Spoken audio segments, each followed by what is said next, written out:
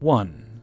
So I'm a 24-year-old male who, up until 2 months ago, was a shift manager for a major brand fast food restaurant as I was going to school for my PhD in astrophysics. I left because I got this sweet internship in my field that paid more and was only 10 minutes further away from my dorm. Anyways, my girlfriend loves the food at this restaurant, and one day I was passing by, so I decided to buy us dinner there. I was in the lab for my internship, so I was in full lab getup as I was going inside. They weren't busy at all, so I ended up BSing with some of my ex-coworkers, who I was still great friends with. Then, this lady walks in holding an entire coupon catalog, and uses as much coupons as permitted. I just nonchalantly walk away from the counter, too busy BSing with my friends for them to actually make my food. Anyways, after this lady orders the food to eat in, but after a brief phone call, very nastily starts yelling at them to make it to go. Now, she ordered a lot of food, and everything is made to order, so from my experience I knew she was looking at a 6 to 8 minute wait regardless of how fast they made her food. Not to mention my food before hers. So my food comes up and I start to leave, and then she exclaims, "This is a lot of bullshit!" and approaches me. "How dare you make a customer wait so you can get your food first?" "I'm sorry, ma'am, but I am a customer who happened to get here before you." "That's bull, I know you work here." "I quit a month ago." "Sure. Let's see what your manager has to say." "Know what? Go ahead and complain to the manager. If I still worked here, I'd have more power than she does." Which is barely true. "Oh, okay. If you're so powerful, yell at them to make my food faster." "Listen here, lady. I don't work here, so I can't help you. And I just so happen to be friends with those people. So why would I yell at them to do something for a see you next Tuesday like you?" She just looked dazed and raged at the same time. It was comical, really. She tried to file a complaint against me by calling the corporate office, but I find joy in imagining her reaction when they said that I didn't work there. 2. This just happened tonight on a closing shift. The store I work for had a relatively slow day, not too many customers, and the biggest transactions were several $100s. I was one of the 2 cashiers along with our accountant and my supervisor tonight. Here is where this story begins. Good evening, Happy Health shoppers. The time is 9:30 and the store will be closing in 30 minutes. Please make your final selections and bring them to the registers. The store will reopen tomorrow morning at 9:30 for your shopping convenience. Alright guys, I'm going to work on queuing. When there's no customers, just clean your sensors, put bags out, and clean behind the cash wrap. We take the last few customers that were in the store, and we begin to start our cleaning while pausing to take the few customers that come up after the announcement. Good evening, Happy Health shoppers. The time is 9:45 and the store will be closing in 15 minutes. Please make your final selections and bring them to the registers. The store will reopen tomorrow morning at 9:30 for your shopping convenience. More customers come up to pay, and we start cleaning and doing the things our supervisor asks. The accountant comes over and takes 2 of the tills and leaves 1 for the few stragglers who come by. Good evening, Happy Health shoppers. The time is 9:55 and the store will be closing in 5 minutes. Please make your final selections and bring them to the registers. The store will reopen tomorrow morning at 9:30 for your shopping convenience. One lady comes up with $100 worth of things for her kids, because last-minute Halloween costume parts. She pays and she leaves after asking where the doors were to leave. Good evening, Happy Health shoppers. The time is 10 o'clock and the store is closed. Please bring your final selections to the registers. Nobody comes up, so we're now cleaning and flowing things to fill in the gaps and the beverage cooler. The last till was taken out, and the associates are pushing carts and bins of their returns to be put back on the floor, and after the customers cleaning. While working next to my supervisor, we hear a cart coming and think nothing of it, considering associates are using them. My supervisor hands me something to put on the lower shelf. She stands up and sees a gentleman with an overflowing cart with easily $800 to $1,000 worth of merchandise. Hello? Is there anyone who can ring me up? I'm sorry, sir, but the store is closed. I'm paying with a card. I can pay quickly. I need these things. I'm sorry, sir, but the store is closed. There is nothing we can do. The card reader won't accept your card because the register is closed. Well, can't you open the register for me? I need these things. I promised my... Sir, the store is closed. We cannot open a register just for you. The time is now 10 minutes past 10, and there were several announcements about what time the store was closing. You missed your chance for tonight. You can come back tomorrow to purchase these items. Well, can you hold them for me overnight then? I'll be back first thing in the morning. Absolutely not. We do not do overnight holds. The overnight crew will put it back on the floor while they work. You missed your chance, sir. I'm sorry, but you will have to make this purchase tomorrow morning after you find it all because it will be put back on the floor tonight. He walked off in such a pissy mood and muttered something about how terrible her customer service skills are, and he will be leaving a bad review and he will speak to the manager. 3. I'm a polite person and have very good manners, but I grew up in New York City and have a certain level of savagery and short fuse one develops growing up here. As this story takes place, I, 24 male, am in the Best Buys with my younger brother, 19 male. A week before Christmas. My mom and siblings live in Tampa, Florida, and I've come to visit. I'm wearing jeans, high-top Supras, and a long cardigan with a plain black t-shirt. I am dressed for fashion, not work at a big box retailer. I'm with my younger brother, explaining to him pros and cons, while he tries to shop for new car audio. As I'm explaining to him the difference between two-way and component systems, a wild lady appears.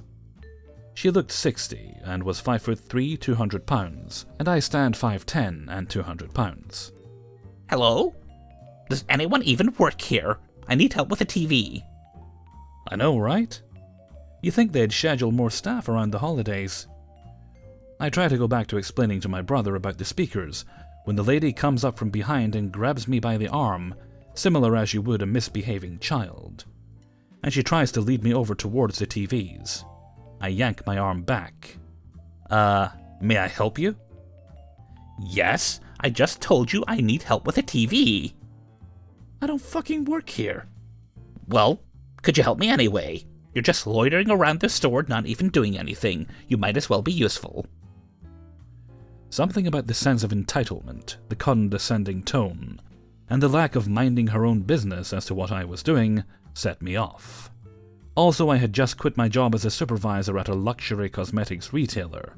The entitlement there from clients, staff, and even managers was overwhelmingly disgusting. And this lady got it for all of them. All the things I had thought to say over the past 2 years just unleashed. Okay, first of all, I don't fucking work for you. Second of all, WTF makes you think I would help you after the way you put those nasty-ass claws on me? Who do you think you are? Talking to people like that. I am not a piece of shit, okay? You want to talk to me? You talk to me with respect. You're lucky I didn't bop you when you grabbed me like that. I'm not proud for threatening an old lady, but it was often a threat I wanted to make, and it just came out. She just stood there, staring at me angry in disbelief. I made that, well, face, and she just turned around and scurried off in disgust.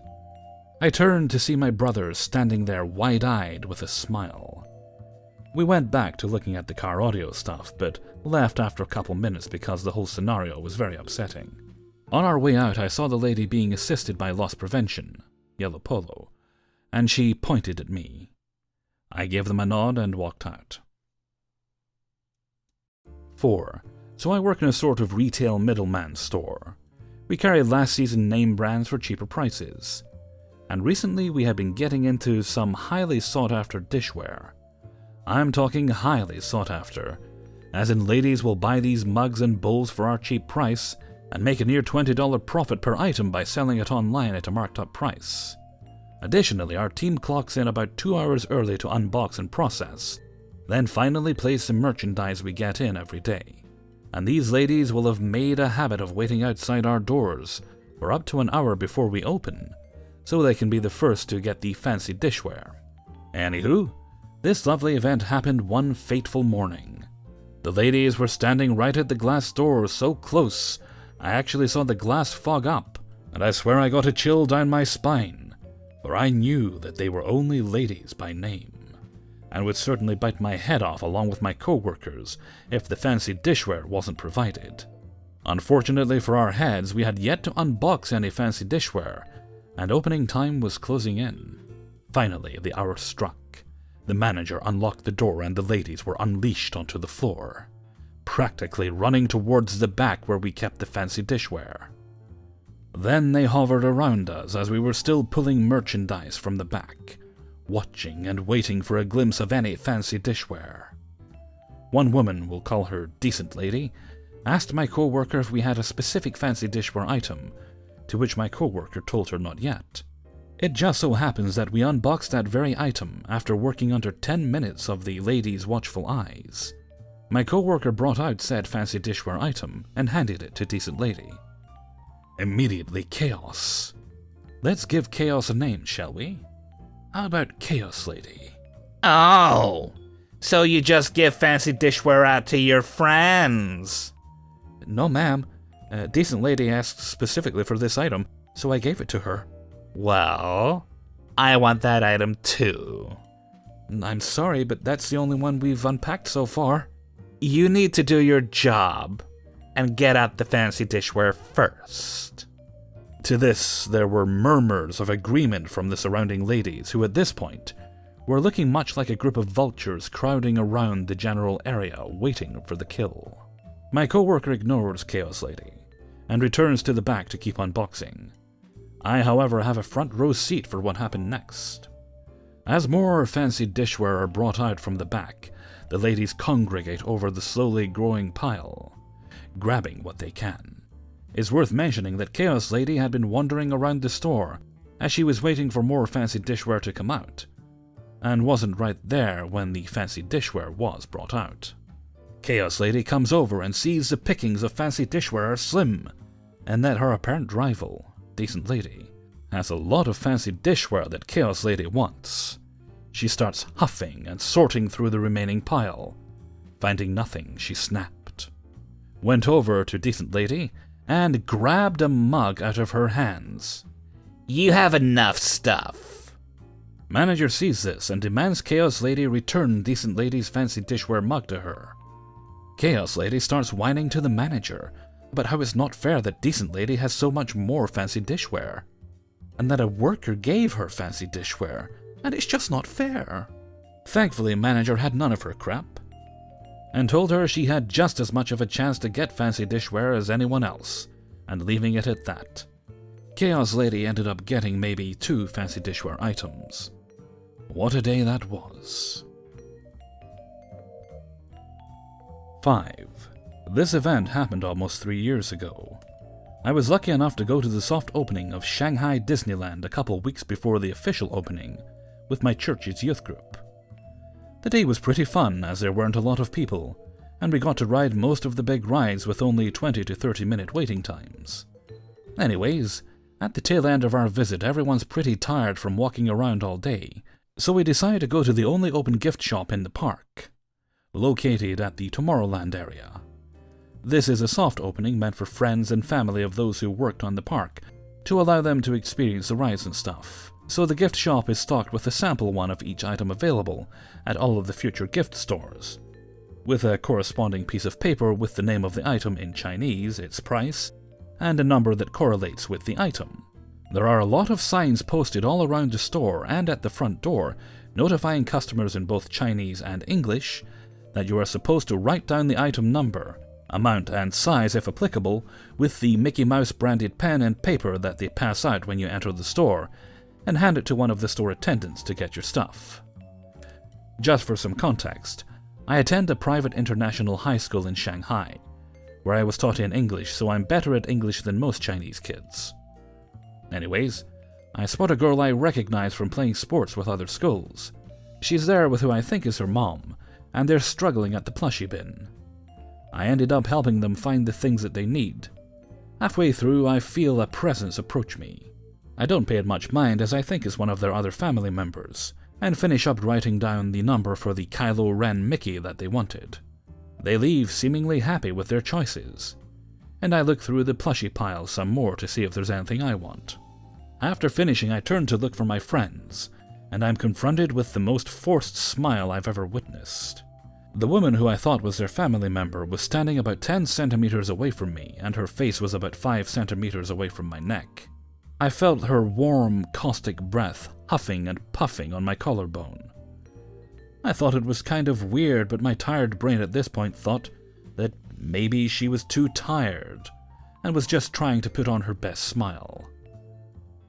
I awkwardly mutter, "No problemo," and scuttle away to find my friends. I hear her yell, Hey, what? and then I felt it. Her oily, grubby, marshmallow fingers with her crusty acrylics grabbed my arm. I slowly turn around and am immediately met with a shirt shoved in my face. We need else for these shirts. You guys' stock is terrible. There's practically nothing here. "Excuse me?" was all I could mutter before she talked again, angrier. Just look in the back. I know you have more stock back there. I look around, her 2 kids are behind her, hands full of sample toys. She's holding one shirt right next to my face and is holding 2 more on her other arm. I look around. Chinese people aren't very confrontational, but love to watch. There are about 10 to 12 people staring at us in the immediate area. "You're not supposed to take those, read the signs." Excuse me? "Those are samples, you're not supposed to touch them." Don't you tell me what I can and can't buy. Who's in charge here? Get me your supervisor. You're clearly untrained. "Dude, I don't work here, I was just helping a friend." That's unfair treatment. Just because they're your friend? I could only get out, "What?" before one of the members from my youth group yelled from across the store in Chinese to see if I was done. I decide it's just not worth it and start heading towards the group. I hear her screech, Stop right there. immediately followed with a, You're supposed to serve me, not them. You speak English. You're supposed to help the American customer, not one of your Chinese. And I can't find the right sizes. There were 2 big things that pissed me off about this statement. Firstly, she said Chinese as if I was her PTA mom friend she was complaining to, about some Asian kid getting the valedictorian position over her precious baby. Secondly, she's completely ignored what I said and has contradicted herself, as she's gone from telling me I'm untrained, which I am because I don't work there, to now me being trained specifically to her Americans. I don't even turn around and yell, "I'm not a fucking employee, you're being a bitch," and then turn around to look her in the eyes to say, "And you're not my fucking problem."